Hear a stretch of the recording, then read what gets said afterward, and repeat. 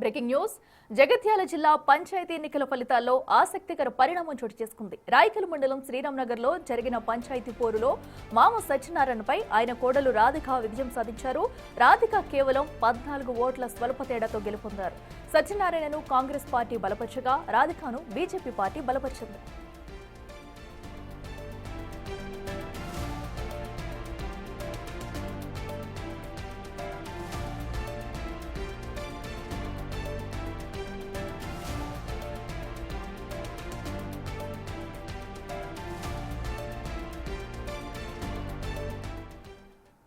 రెడ్డికి మరింత సమాచారం మా ప్రతినిధి శ్రీనివాస్ లైవ్ లో అందిస్తారు. శ్రీనివాస్, చెప్పండి, రెండో దశ ఎన్నికల్లో అయితే ఫలితాలు వెలువడుతున్నాయి. సో ప్రధానంగా అటు కరీంనగర్ లో చూసుకున్నట్టయితే మామపై కోడలు 14 ఓట్ల మెజార్టీతో గెలిచినట్టు తెలుస్తుంది. అక్కడ అప్డేట్స్ ఏంటి?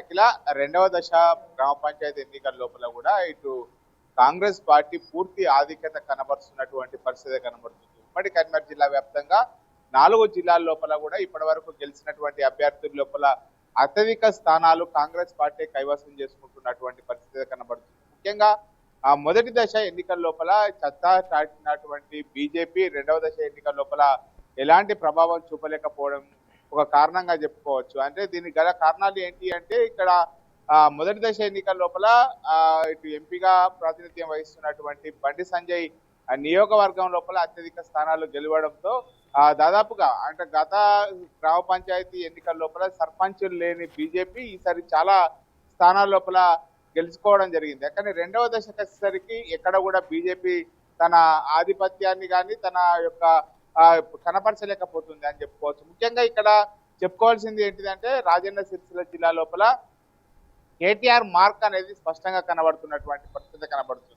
రెండవ దశ ఎన్నికల లోపల పూర్తిగా ఇటు సిరిసిల్ల నియోజకవర్గం లోపల కూడా ఎన్నికలు జరుగుతుండడంతో ఇప్పుడు కేటీఆర్ ఇటు ఎక్కడైతే చాలా బలంగా ఉన్నటువంటి బీఆర్ఎస్ ఇటు పోటాపోటీగా కొనసాగుతున్నటువంటి పరిస్థితి కనబడుతుంది. ముఖ్యంగా ఇటు జగిత్యాల జిల్లా లోపల కూడా ఇటు కాంగ్రెస్ పార్టీ మధ్యనే ఇటు ఆధిపత్యం కొనసాగుతున్నటువంటి పరిస్థితి కనబడుతుంది. ఎందుకంటే ఇక్కడ బీజేపీ కానీ బీఆర్ఎస్ కానీ ఎలాంటి ప్రభావం చూపలేకపోతుంది. చాలా మెజార్టీ స్థానాలు కూడా కాంగ్రెస్ పార్టీ గెలుచుకుంటుంది. అయితే ఇక్కడ మొదటి నుంచి కూడా ఇటు సంజయ్ వర్గము జీవన్ రెడ్డి వర్గము ఇద్దరు కూడా తమ అభ్యర్థులను నిల్చుండబెట్టడంతో ఎవరు గెలిచినా కానీ కాంగ్రెస్ పార్టీ అభ్యర్థులు కావడంతో ఇక్కడ వారు జీవన్ రెడ్డి అభ్యర్థులు గెలుస్తారా లేకపోతే సంజయ్ కుమార్ అభ్యర్థులు గెలుస్తారా అనేటువంటిది అయితే ఆసక్తికరంగా మారినటువంటి పరిస్థితి కనబడుతుంది. ముఖ్యంగా పెద్దపల్లి జిల్లా లోపల కూడా ఇటు పెద్దపల్లి నియోజకవర్గం లోపల ఈ ఎన్నికలు జరుగుతుండడంతో పూర్తిగా కాంగ్రెస్ ఆధిపత్యము కొనసాగుతుందని చెప్పుకోవచ్చు. మొదటి దశలో ఎన్నికల లోపల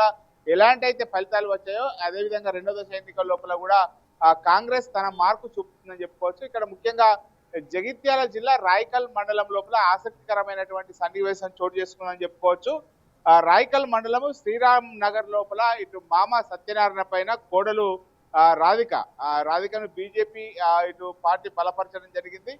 మామను ఇటు బీఆర్ఎస్ పార్టీ బలపరచడం జరిగింది. ఇక్కడ మాత్రము చాలా ఈ ఎన్నిక ఆసక్తికరంగా గమనించారు. రాయకల్ మండలం లోపల మామ కోడల మధ్యనే పోటీ ఉండడంతో అయితే ఇక్కడ చివరికి ఆ కోడలు 14 ఓట్లతో మెజార్టీతో మామ పైన విజయం సాధించినటువంటి పరిస్థితి కనబడుతుంది. ముఖ్యంగా మొదటి దశ లోపల ఎన్నికల లోపల బీజేపీ కొంత ప్రభావం చూపినా కానీ రెండవ దశ సర్పంచ్ ఎన్నికల లోపల మాత్రము బీజేపీ డౌన్ ఫాల్ అయిందని చెప్పుకోవచ్చు. ముఖ్యంగా ఇక్కడ కాంగ్రెస్ బీఆర్ఎస్ మధ్యనే పోటీ నెలకొన్న నేపథ్యం లోపల ఇప్పటికైతే కాంగ్రెస్ చాలా మెజార్టీ స్థానాలు గెలుపొందడం జరిగింది.